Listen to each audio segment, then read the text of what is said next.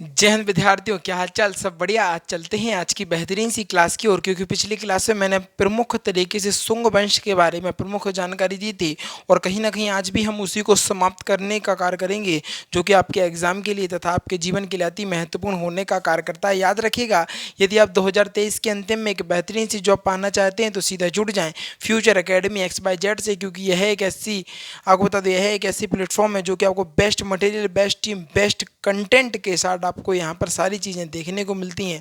भैया चिंता मत करना, इस बार सिलेक्शन में दिलाकर रहने वाला हूँ।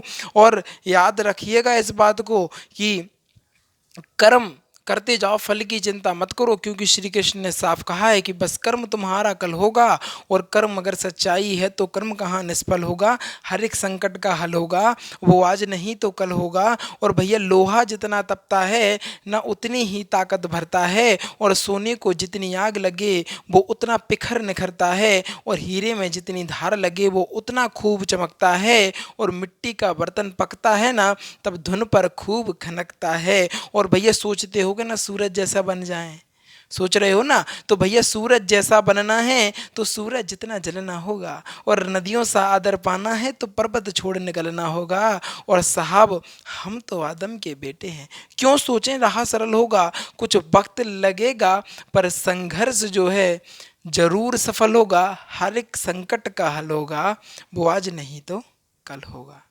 विद्यार्थियों, आपके लिए चंद पंक्तियाँ थी कि जिससे कि आपके अंदर एक मोटिवेशनल पैदा हो जाए, आपके अंदर एक पढ़ने का जुनून उत्पन्न हो जाए, और आप कहीं ना कहीं बेहतरीन तरीके से पढ़ना प्रारंभ कर दें। तो चलते हैं अपनी बेहतरीन सी क्लास की ओर। आज की बात करें शुंग वंश की, तो इसके समय में बौद्ध पुस्तक और जातक ग्रंथ की रचना की गई थी। शुंग वंश की अगर बात करें तो इसके समय में क्या किया गया था, बौद्ध पुस्तकों की और जातक ग्रंथों की चर्चा की गई है। बहुत बार एग्जामिनर घुमा के क्वेश्चन करता है कि बताइए किसके समय में बौद्ध पुस्तक तथा जातक ग्रंथों की रचना हुई थी, तो आपको पता होना चाहिए शुंग वंश के शासन में। ठीक है, शुंग वंश में। इसके बाद आगे देखिए, पढ़नी के, आपको बताएं पढ़नी के लेखक कौन है, अष्टधाई के लेखक कौन है, अष्टधाई किसने लिखा है, इस प्रकार क्वेश्चन आता है। किसने सर? कहना सर पढ़नी ने। इंपॉर्टेंट लिख लीजिएगा, वेरी वेरी इंपॉर्टेंट, एग्जाम में आता है, हर एग्जाम में देखने को मिलता है। इंपॉर्टेंट लिख लेना भैया, मैं बता रहा हूँ, क्योंकि आपको बता दें बहुत बार क्वेश्चन किया गया है कि बताइए अष्टधाई के लेखक कौन है, तो वो कौन है, पढ़नी। ठीक है, पाढ़नी। ठीक है, और इस प्रकार भी आ सकता है व्याकरण ग्रंथ किसने लिखा, अष्टधाई व्याकरण ग्रंथ किसने लिखा है, तो पढ़नी ने। ठीक है, पाढ़नी ने।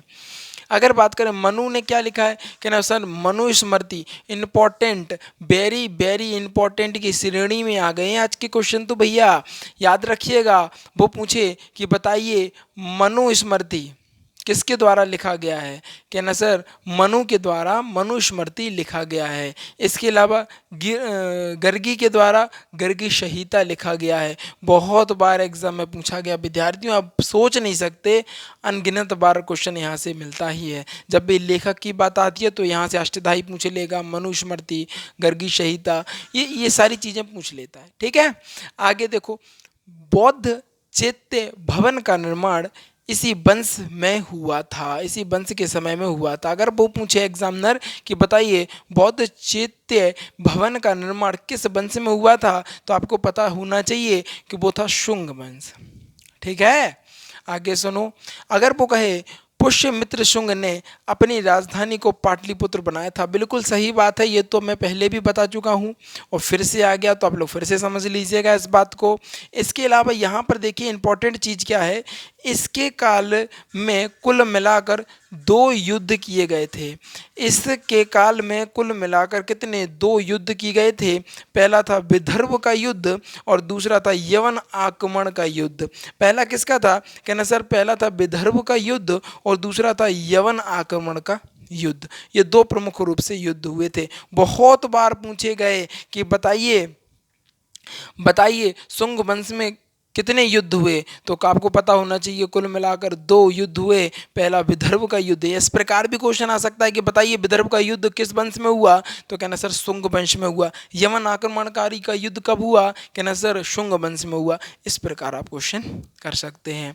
आगे देखिएगा, नोट में लिखा है कालिदास की पुस्तक माल माल मालविका मालविकाग्नि मित्र मित्र में अग्निमित्र एवं मालविका मालविका का प्रेम प्रसंग की चर्चा की गई है। इस प्रकार बहुत बार एग्जाम में पूछा गया है कि बताइए मालविका के प्रेम प्रसंग की चर्चा किस पुस्तक में की गई है? तो आपको पता होना चाहिए मालविका गिन मालविका गिन मित्र की पुस्तक में किया गया है। किसके द्वारा लिखी गई है ये पुस्तक? कहना सर ये कालिदास के द्वारा लिखी गई है। बहुत बार क्वेश्चन आता है, बताइए मालविका की प्रेम प्रसंग की चर्चा की जो पुस्तक है वह किसने लिखी है? तो आपको पता होना चाहिए वो लिखी है किसने? कहना सर कालिदास ने। अब समझो, आप कहते हो इंपॉर्टेंट नहीं है। अब देखो 1 2, देखना 1 2 3, इसके अलावा आपको बता दें 4 5 5 और ये 6 और ये 7। अब सोचो एक क्लास से 7 क्वेश्चन बन रहे। अभी मैंने कितनी पढ़ा दी? लगभग 90 क्लासें पढ़ा दी। एवरेज निकाल लो, 9 7 63 630 है ना।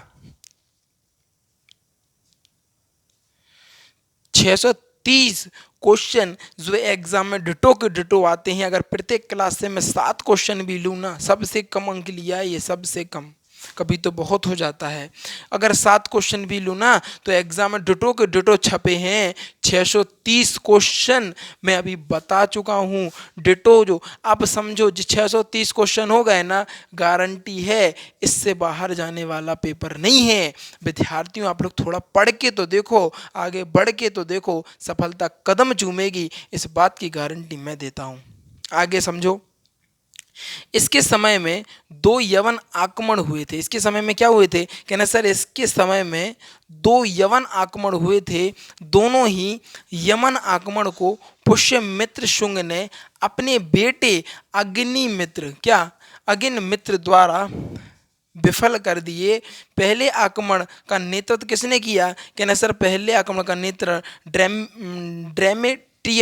ड्रेमेट्रियस ने किया। बहुत बार क्वेश्चन आता है कि बताइए जो 2 युद्ध हुए थे यमन के, जो इनके समय में जो 2 युद्ध यमन आक्रमणकारी हुए थे, आपको बता दें तो पहले का नेतृत्व किसने किया था? डेमेट्रियस ने किया था। आगे समझो, दूसरे आक्रमण का नेतृत्व किया था मिंडाडर यानी मिलिंद ने किया था। कलिंग नरेश खारवेल ने पुष्यमित्र शुंग को पराजित भी करने का कार्य किया था। कितनी महत्वपूर्ण बात। अभी तो यहाँ पर बने थे 7 और यहाँ हो गए 8 क्वेश्चन तो इसमें बन चुके हैं, यानी 720 क्वेश्चन के समथिंग। एक क्लास में एवरेज में बात करूँ ना, लगभग एवरेज बात करूँ, ये तो बहुत कम हो गया। एवरेज बात करूँ तो कम से कम कुछ नहीं है, आपके 8 से 9 क्वेश्चन या 9 से 10 क्वेश्चन बनते हैं प्रत्येक क्लास में। यानी अभी तक आपको बता दें 900 क्वेश्चन का संग्रह मैं बता चुका हूँ आपको, और 900 क्वेश्चन बहुत होता है, बहुत। अब आगे समझो, इस वंश के 10वें एवं अंतिम शासक कौन थे? देवभूति थे। इनकी हत्या उन्हीं के मंत्री वासुदेव ने कर दी थी और इनके स्थान पर कंडन वंश की स्थापना की। किसकी? कंडम, बोल नहीं पा रहे, जीभ लड़खड़ा रही, लिखा है पढ़ लेना। वंश की स्थापना की। नहीं तो कहोगे अरे सर जी ने गलत पढ़ दिया, क्योंकि मैंने ये चीज़ देखी है। अगर मैं पूरा बेहतरीन तरीके से समझा दूँ कोई दिक्कत, कहीं पर अगर एक मात्रा भी भूल जाऊँगा ना तो विद्यार्थी कमेंट में लिखेंगे सर जी वो मात्रा गलत हो गई थी। हद है यार तुम लोगों के जीवन पे। अरे मात्रा दिख रही है, जो समझा रहे वो समझ में ना आ रही। कहते नहीं है गलतियां लोगों को दिखती हैं, लेकिन उसकी आपको बता दें अच्छाइयाँ किसी को नहीं दिखेंगी। जब कहेंगे ना, एक व्यक्ति था, मैं आपको बताना चाहूँगा एक स्टोरी यहाँ पर। एक व्यक्ति था, उसने एक पेंटिंग बनाई अपने हिसाब से बेस्ट, और उसने क्या किया, घर के बाहर टांग दी और उसमें कहा आते जाते वहाँ पर लिखा, एक पर्ची टांगी, इसमें जिसको गलती लगे वो वहाँ टिक कर दे। जिसको जो जो गलती लगे वहाँ टिक कर दे। भाई साहब उसने सुबह लगाया था, शाम को देखा पूरी पेंटिंग में टिक ही टिक टिक ही टिक लगे हैं। उस वो डिमोटिवेट हुआ, यार इतनी सारी गलतियां हैं मेरी पेंटिंग में। अच्छा, उसका एक मित्र था, उसने कहा एक पेंटिंग, यही सेम पेंटिंग बनाओ और इसमें लिखो कि जिसको जो गलती लगे ना वो सुधारे। अच्छा, अब सुधारने की अब खुद से यह करना पड़ेगा ना। अब सुबह से देखा और शाम को देखा और 2 दिन लगी रही, परंतु उसमें एक भी गलती किसी ने नहीं बताई, क्योंकि अब सुधारना पड़ेगा। दूसरों की गलती को निकालना तो बड़ा आसान है, परंतु उसके तरीके, उसके अब कहते नहीं है वो प्रधानमंत्री ने ये नहीं किया, इसने ये नहीं किया, ये अपना काम सही से नहीं कर रहा। भाई उनके पद पर जाकर तो देखो उनके ऊपर कितनी जिम्मेदारियां हैं। मुंह चलाने से तथा जबड़ा हिलाने से चीज़ें नहीं होती हैं, सारी चीज़ें, है ना। तो इसलिए गलतियों पर फोकस कम किया करें, जो समझा रहे हैं, जो महत्वपूर्ण है उस पर फोकस किया करें, क्योंकि एग्जाम में डुटो फंसने वाला है। मैं बता रहा हूँ डुटो फंस जाएगा, ठीक है। तो चलते हैं एक बार रिवीजन की ओर। बात करें शुंग वंश के बारे में, तो इसके समय में बौद्ध पुस्तक जातक ग्रंथ की रचना हुई थी। पाणिनि ने अष्टधाई पुस्तक लिखी थी, मनु ने मनुस्मृति तथा गर्गी ने गर्गी संहिता लिखी थी। बौद्ध चैत्य भवन निर्माण इसी वंश के समय में हुआ था। पुष्यमित्र शुंग ने अपनी राजधानी को पाटलिपुत्र बनाया। इनके इनके काल में कुल मिलाकर 2 युद्ध हुए। पहला हुआ विदर्भ का युद्ध, दूसरा होता यवन आक्रमणकारी का युद्ध। कालिदास ने पुस्तक मालवी वीरता मित्र में अग्निमित्र एवं मालविका की प्रेम प्रसंग की चर्चा की गई है। इसके समय में 2 यमन आक्रमणकारी युद्ध हुए। दोनों ही यमन आक्रमण पुष्यमित्र शुंग ने अपने बेटे अग्निमित्र द्वारा विफल कर दिए। पहले आक्रमण का नेतृत्व ड्रेमोटियस ने किया था, दूसरे आक्रमण का नेतृत्व मिलिंद या मिलिंद ने किया था। कलिंग नरेश खारवेल ने पुष्यमित्र शुंग को पराजित किया था। इस वंश के 10वें एवं अंतिम शासक देवभूति थे, जिनकी हत्या इन्हीं के मंत्री वासुदेव ने कर दिया था और इनके स्थान पर वंश की स्थापना कर दी गई। भैया ये थी आज की शानदार सी क्लास। प्रयास भी रहा आप लोगों के लिए बेहतरीन कंटेंट दिया जाए और बेहतरीन चीज़ों के साथ आपको सभी चीज़ें बता दी जाए। प्रयास पूरा था और शायद ये प्रयास आपके लिए सफल भी रहा होगा, क्योंकि मेहनत बहुत होती है।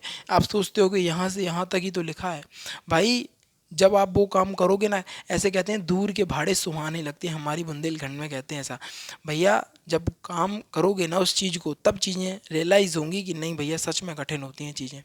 तो भैया रिवीजन करते रहो, वीकली रिवीजन, डेली रिवीजन, विशेष फोकस करो, जीवन में आगे बढ़ोगे, इस बात की मैं गारंटी देता हूँ।